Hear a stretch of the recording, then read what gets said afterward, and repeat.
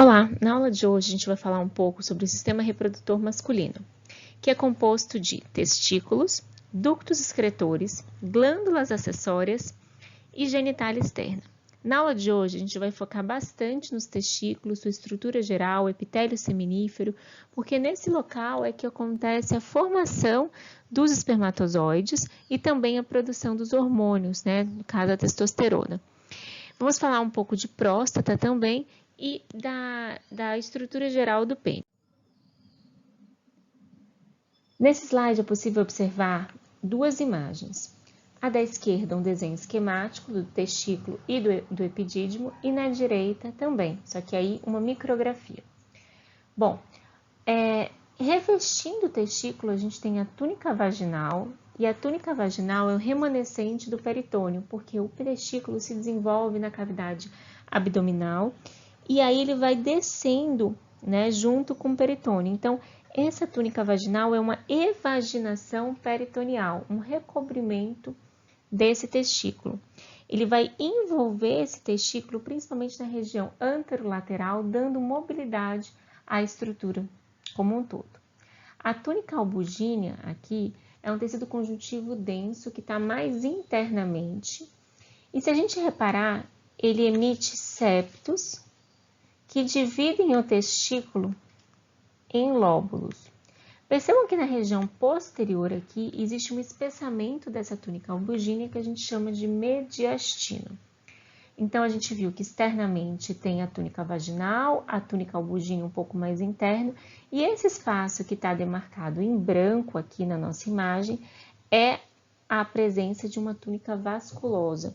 Então, a túnica vasculosa é um tecido mais vascularizado, obviamente, composto de tecido conjuntivo frouxo.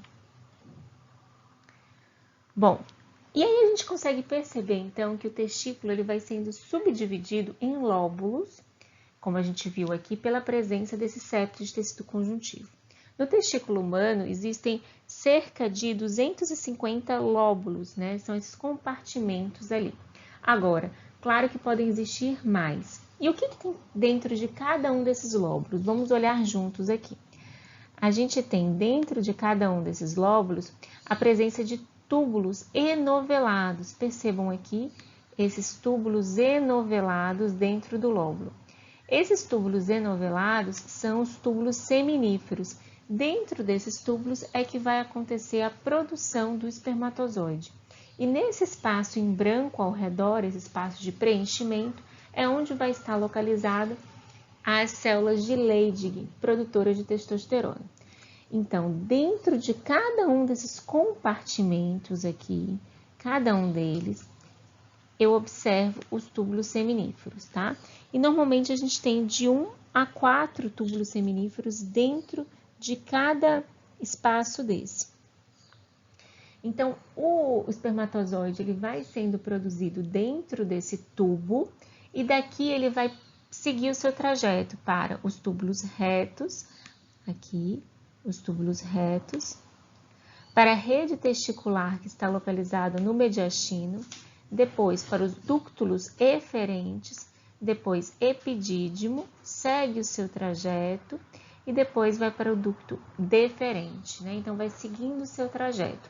Ao longo desse processo, a gente tem a produção do espermatozoide no túbulo seminífero e ao longo desses túbulos a gente tem uma certa modificação do líquido que está ao redor e até de algumas características, como por exemplo, o espermatozoide pode ganhar mobilidade. Então, quando a gente pega aquela mesma imagem do testículo e corta, a gente observa essa imagem que está aqui. Então, veja como no desenho esquemático da esquerda, ele pega como se fosse uma lâmina de vidro e corta justamente dentro de um lóbulo para a gente poder ver esse túbulo seminífero cortado transversalmente. Então, é um tubo, cortamos transversalmente, estamos vendo agora dentro deles.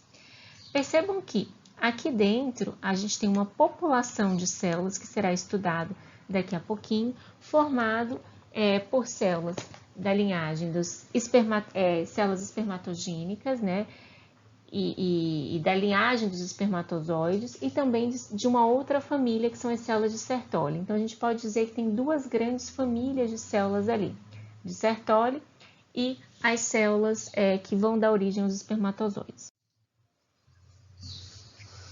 Olhando aqui uma outra imagem, a gente percebe o testículo, a túnica albudínea mais externa, a gente percebe vários túbulos seminíferos e na imagem da direita a gente está vendo os mesmos túbulos seminíferos cortados transversalmente. Então, o epitélio seminífero é esse epitélio que está aqui dentro, tá bom? E daqui a pouquinho a gente vai diferenciar eles, as células que estão ali localizadas. Externamente a eles, como se fosse na camada aqui mais externa, né, ao redor desse túbulo seminífero, a gente tem as células mioides, né, que alguns autores eles consideram fibroblastos modificados e outros células com alguma capacidade contrátil, por isso o nome mioide. Né? Ela não é uma célula muscular, mas tem características de célula muscular. E do lado de fora do túbulo seminífero é onde a gente encontra as células de Leydig. Bom, então mais uma imagem aqui para a gente poder focar bem. Lembrando que a gente está no testículo, a gente está dentro do lóbulo e a gente cortou o túbulo seminífero transversalmente. Vários túbulos seminíferos aqui cortados, então aqui tem um, aqui tem dois, aqui tem três e assim sucessivamente. Ao redor do túbulo seminífero, nesse espaço em branco, é onde estão as células de Leydig, produtoras de testosterona, e dentro do túbulo seminífero é onde encontra a linhagem dos espermatozoides e a de Sertoli. Envolvendo o túbulo seminífero é onde encontra as células mioides, que é chamada região de túnica ou lâmina própria, fibras colágenas, fibrilas porque são muito delicadas, vasos sanguíneos e vasos linfáticos. E a célula de Leydig, então, como é que eu diferencio ela? Ela é uma célula relativamente grande, ela se cora muito com corante cor-de-rosa, é por isso eosinófila, né? Que a eosina é um corante cor-de-rosa, na coloração hematoxilina eosina, contém gotículas lipídicas e é muito importante porque ali ocorre a produção da testosterona. Então, vamos olhar aqui o epitélio seminífero agora, visto com um desenho mais esquemático para facilitar. Então, lembra que quando a gente falou da mulher, a gente falou que no ovário, a mulher nasce com ovócitos primários e daí ao longo do ciclo da vida, ela vai, desses ovócitos primários, vai amadurecendo, vai virando, enfim, folículo, tem um ovócito no centro, folículo primordial, primário unilaminar, multilaminar, enfim. Mas os ovócitos são primários e se tornam apenas secundários antes da ovulação. No homem é diferente. O homem ele tem espermatócitos primários, mas ele também tem a célula precursora do espermatócito primário, que é a espermatogônia. A mulher não tem a ovogônia. Então o homem ele mantém as suas células tronco responsáveis pela produção de novos espermatozoides. Então ele pode o tempo todo produzir novas células e a mulher não. Ela já nasce com a quantidade de células e dali ela só vai amadurecer, digamos assim, né? Vai gerando folículos maiores até a ovulação. A gente vai falar daqui a pouquinho desse epitélio seminífero com relação à presença dessas células da linhagem dos espermatozoides. Mas só para a gente ter uma ideia, essas células dentro do epitélio, elas não são organizadas aleatoriamente, pelo contrário. A gente tem aqui espermatogônias na base desse epitélio, depois a gente tem espermatócitos primários, aí espermatócitos secundários, espermátides jovens e espermátides tardias. Então, ele tem um local dentro do epitélio seminífero, um local marcado. Bom, aí, primeiro, a gente, antes de esmiuçar um pouquinho melhor isso, vamos falar sobre a célula de Sertoli. A célula de Sertoli é uma célula-chave no epitélio seminífero, é uma célula muito grande, inclusive, que tem inúmeras funções. Sustentação, inclusive, ela tem uma grande quantidade de actina, ela funciona como um pilar. Uma casa não tem pilares e vigas? Então, a célula de Sertoli funciona como um pilar pela presença da actina e ela mantém a espessura do epitélio. Aqui a gente percebe, olha, que ela está em laranja. Ela começa lá na superfície e vai até a base do epitélio. Perceba também que os limites entre as células, ele não é tão preciso. O citoplasma, ele vai se misturando por entre as células da linhagem dos espermatozoides. Então, percebam aqui, olha, que esse laranja, ela vai, ó, ocupando as áreas aqui. Então, ela vai se espalhando pelo epitélio seminífero e não tem um limite tão preciso. Ela faz a fagocitose de restos celulares, ela libera materiais para nutrição, ela secreta proteínas que são super importantes para a agregação de testosterona, né, de andrógenos. Eles, durante o período gestacional, eles vão liberar e sintetizar o hormônio antimuleriano, tá? Que esse hormônio é muito importante, por quê? Porque ele vai impedir o desenvolvimento do sistema reprodutor feminino nas mulheres, feminino nos homens. Enfim, dentre outras funções. Agora, uma função muito importante é a formação da barreira hematotesticular. Mas o que vem a ser uma barreira hematotesticular? Olha só, a gente tem aqui um epitélio, né? Um epitélio com várias camadas. Nesse epitélio com várias camadas, a gente pode separar em dois grandes compartimentos. Um compartimento aqui acima, que a gente chama de adiluminal. E por que adiluminal? Porque está próximo ao lúmen. E um compartimento basal, que está aqui mais profundo. Entre esses dois compartimentos, percebam que a célula de Sertoli da direita e a célula da Sertoli da esquerda, ela vai criar uma barreira física mesmo. Ela vai impedir que substâncias transitem livremente entre o compartimento basal e o compartimento adiluminal. As células adjacentes, elas criam zônulas de oclusão, separando esses dois compartimentos em compartimentos distintos. Para que isso? Por que isso? Porque justamente ao redor do túbulo seminífero, a gente tem células de defesa. Então, essas células elas poderiam perceber essa meiose que está acontecendo com as células da linhagem dos espermatozoides e vir a causar uma destruição delas. Olha só, as células de defesa elas estão aqui por fora, tá? Então, fora do túbulo seminífero, ali pertinho das células de Leydig, por exemplo, porque ali tem vasos sanguíneos, tem vários tipos celulares. Essas células elas poderiam perceber aqui a presença da meiose e entender que essa meiose era alguma coisa errada que estivesse acontecendo e identificar essas células em meiose como células estranhas que precisassem ser destruídas. Então, vocês imaginam essas células de defesa invadindo o epitélio seminífero e destruindo essas células. Obviamente, ia causar uma infertilidade e, portanto, a célula de Sertoli, ela separa dois compartimentos para isolar o compartimento adiluminal e impedir que as células de defesa que estão ao redor percebam a presença dessas células em meiose e, consequentemente, proteja essas células. A espermatogênese, então, é um processo, a gente já citou aí nos outros slides um pouquinho do epitélio seminífero, mostrando que ali tem células que estão sofrendo transformações, né? Então, essa espermatogênese que acontece no epitélio seminífero é o processo pelo qual as espermatogônias desenvolvem espermatozoides. Tá? Então, a gente pode dividir esse processo em três fases. A fase espermatogônica, que é a divisão de espermatogônias por mitose, a espermatocítica, que é a divisão por meiose, e a espermatídica, onde eles se diferenciam em espermatozoides maduros. Então, vamos voltar àquele slide anterior. A célula de Sertoli é essa que tem um citoplasma laranjinha e o núcleo está em verde, tá? Então, o núcleozinho dela está aqui. É a célula de Sertoli que a gente já comentou. Agora, perceba que tem células diferentes nesse epitélio seminífero. Na base, a gente tem a espermatogônia. A espermatogônia é uma célula mais indiferenciada.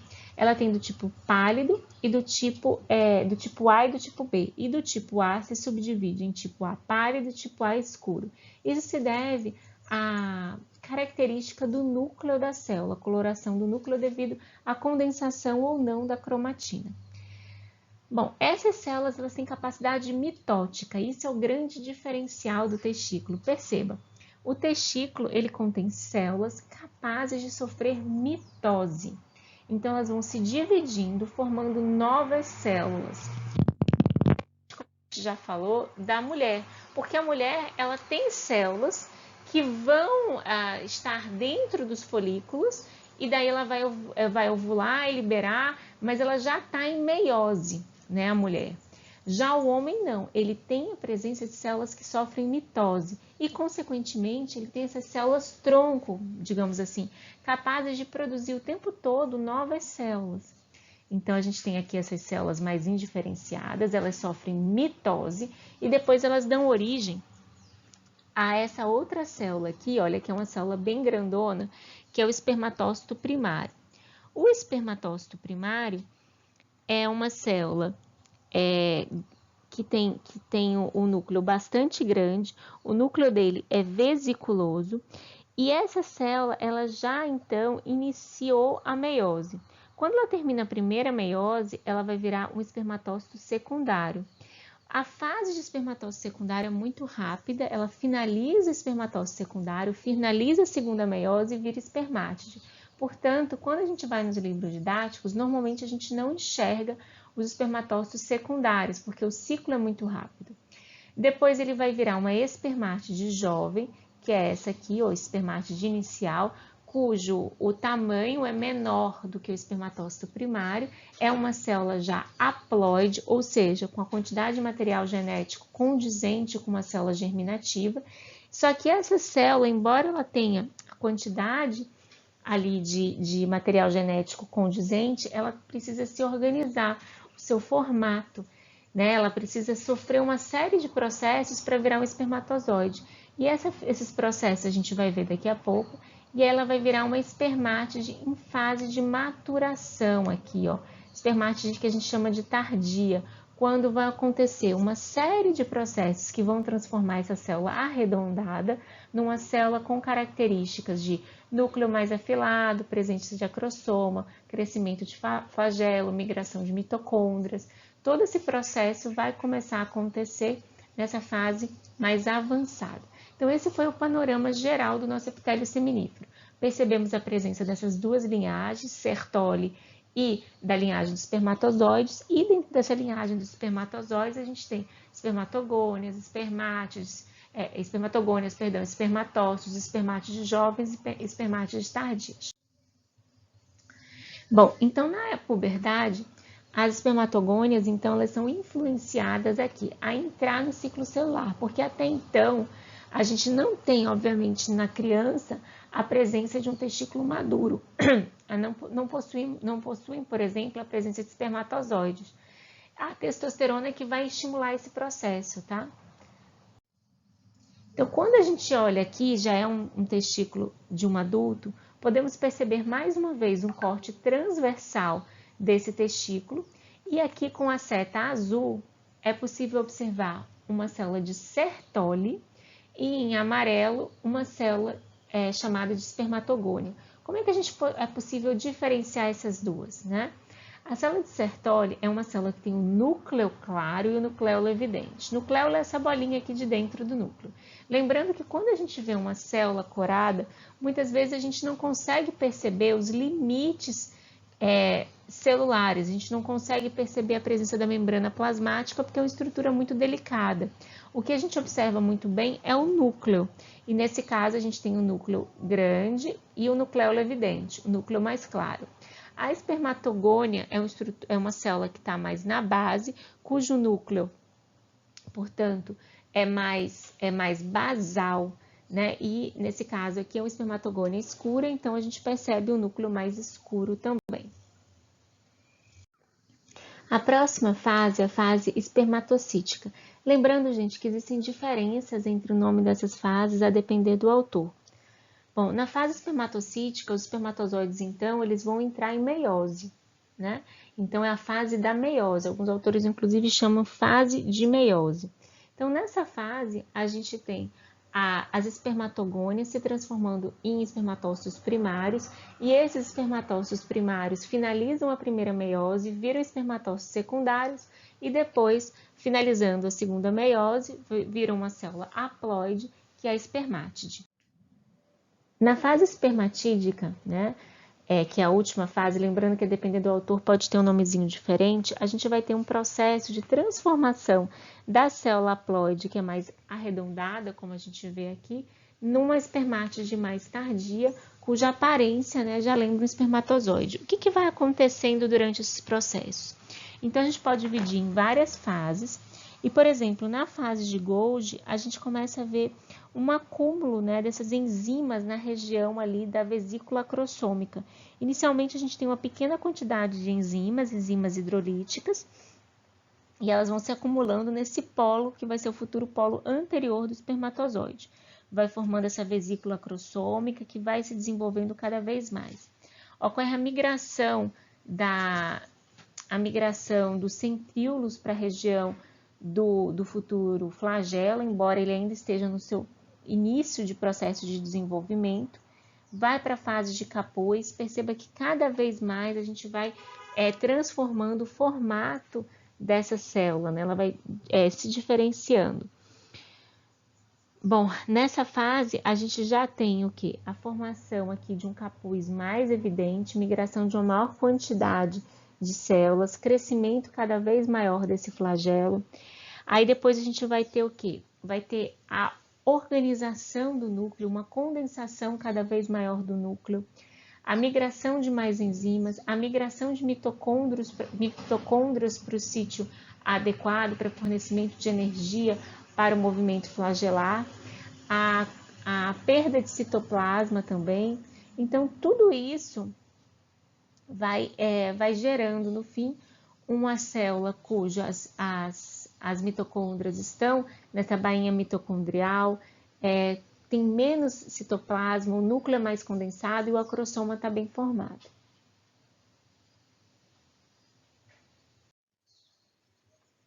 Esse slide é para a gente ter uma ideia geral, então, do túbulo seminífero cortado transversalmente. Podemos perceber externamente a lâmina própria, a presença de fibrilas colágenas, essas células mais achatadinhas aqui são as mióides. Na base do epitélio contém espermatogônias.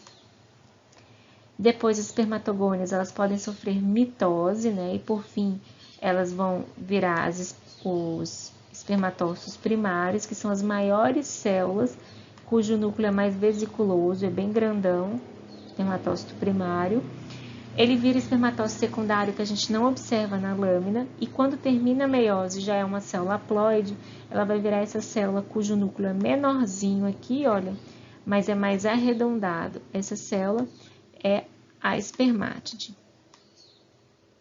Espermátide jovem, que vai sofrer uma série de processos de maturação até que ela fique com o núcleo bem condensado e afilado, que são essas que parecem pequenos risquinhos aqui na região mais interna do túbulo seminífero. Aqui onde está agora o meu X é uma célula cujo núcleo é claro e nucleolo evidente. Essa célula aqui é a dissertória.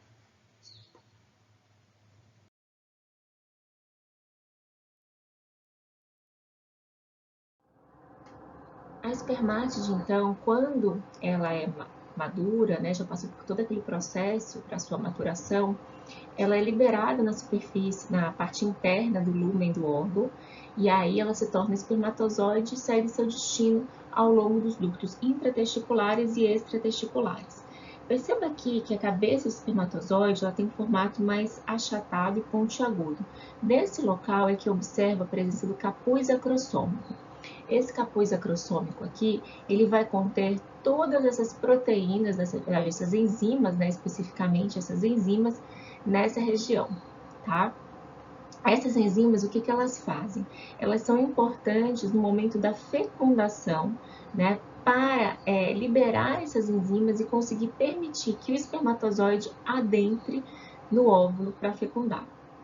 Então, aqui a gente tem a região então da cabeça, tá? A região, a demais região aqui, de regiões, a gente tem a peça intermediária, a peça principal e a peça terminal, tá? Essa região do colo aqui é a região onde a gente vai ver os centríolos, tá? E nessa região aqui, então, aqui a região do colo é onde tem esses centríolos. A região da peça intermediária, que aqui está marcado, é onde eu encontro a presença das mitocôndrias, que formam uma bainha, né, bastante evidente ali, que ajuda na liberação de energia para a movimentação do espermatozoide, do movimento dele, né, do flagelo. E depois vem a peça principal, tá? Que é a região mais longa. Nessa região, o que eu observo basicamente é a região onde tem o complexo axonêmico central e também tem uma bainha ao redor dela, uma bainha bastante fibrosa, tá? Que são chamadas fibras granulosas. E no final, a porção final é a peça terminal, como o próprio nome está indicando, que contém apenas nessa parte terminal o complexo axonêmico, que é essa parte central aí do flagelo. Bom, então a gente está olhando aqui na imagem, o desenho esquemático mais uma vez do testículo, e a gente lembra que o espermatozoide é produzido no túbulo seminífero, segue para o tubo reto, rede testicular, ductos eferentes, depois epidídimo, na cabeça do epidídimo, corpo do epidídimo. Bom, nessa parte aqui a gente lembra então que tem os ductos intratesticulares e o extratesticular. O intratesticular é justamente esse que é o túbulo reto e rede testicular. Esses, gente, a gente consegue perceber que saindo do finzinho do nosso epitélio seminífero, o revestimento do epitélio seminífero vai mudando. E nesse finzinho a gente já começa a perceber que ele vai se modificando para um revestimento com células de Sertoli em maior quantidade.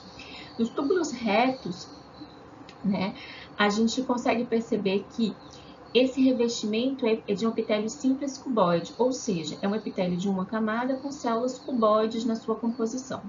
A rede testicular está localizada dentro do mediastino, e nessa região eu já percebo um epitélio simples cuboide, igual ao anterior, ou eventualmente ele pode apresentar células um pouquinho mais altas, que a gente chama de colunares baixas.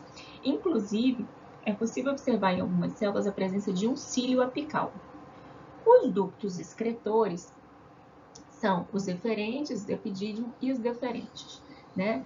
Então, esses eferentes aqui que a gente observa, deixa eu fazer um xizinho, esse X aqui, X, né? Eu sublinhei, esse X aqui, ductos eferentes, eles já podem apresentar um epitélio pseudoestratificado colunário. Pseudoestratificado é aquele que tem núcleos em diferentes alturas, né? Mas na verdade, no fim das contas, é um epitélio simples. São cerca de 20 ductos eferentes, tá? Saindo ali da rede testicular, né? Na região do epidídimo. Nessa região, a gente começa a observar que esses ductos excretores passam a ter uma camada de músculo liso ao redor do túbulo. E esse túbulo liso, essa camada de músculo liso ajuda na contração desse conteúdo, propelindo ele em direção mais distal, né, para que ele possa seguir o seu trajeto. Bom, o epidídimo é essa região toda e ele vai compreender os ductos eferentes e o ducto do epidídimo. Então, ele começa nessa região toda aqui. Aí a gente percebe que ele tem a cabeça e a cauda. Bom, enfim, tem a cabeça, o corpo e a cauda, né? Os espermatozoides, então, que eles são produzidos, eles vão para essa região do epidídimo.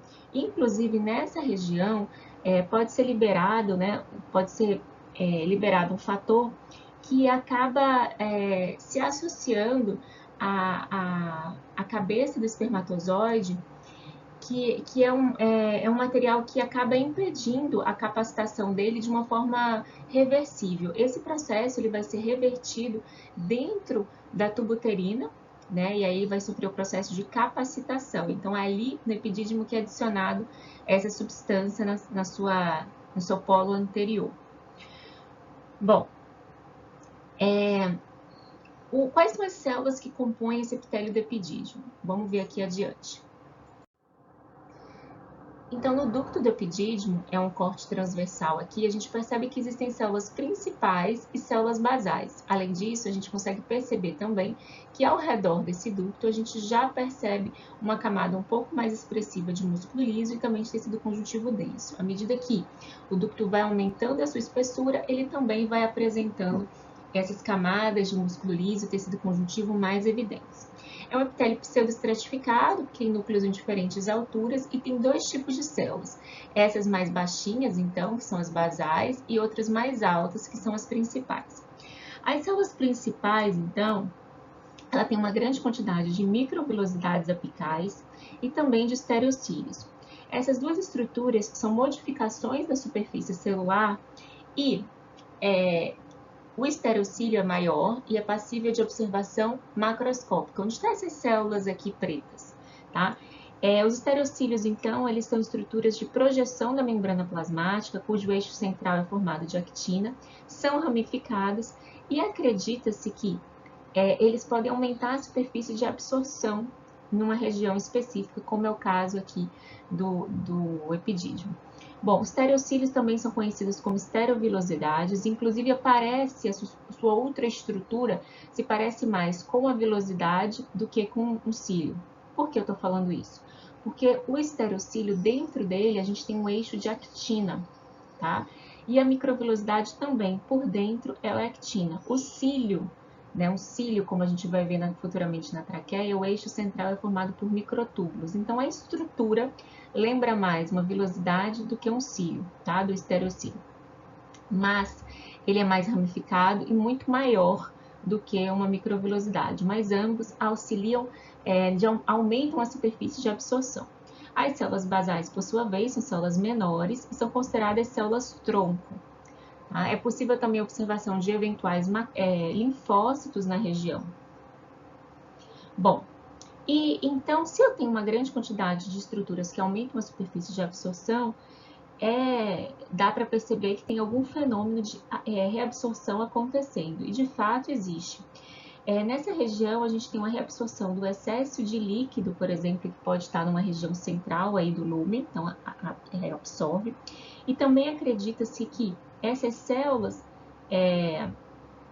principais, né, elas podem fazer a fagocitose de eventuais restos celulares que estejam presentes aí no lúmen também. Então, de fato, existe uma grande quantidade de reabsorção e por isso ele aumenta a sua superfície reabsortiva, tá? Também as células principais vão liberar fatores, né, como a glicerofosfocolina, que é uma substância que vai auxiliar na maturação do espermatozoide. Bom, e aí aqui a gente viu o músculo liso e o tecido conjuntivo.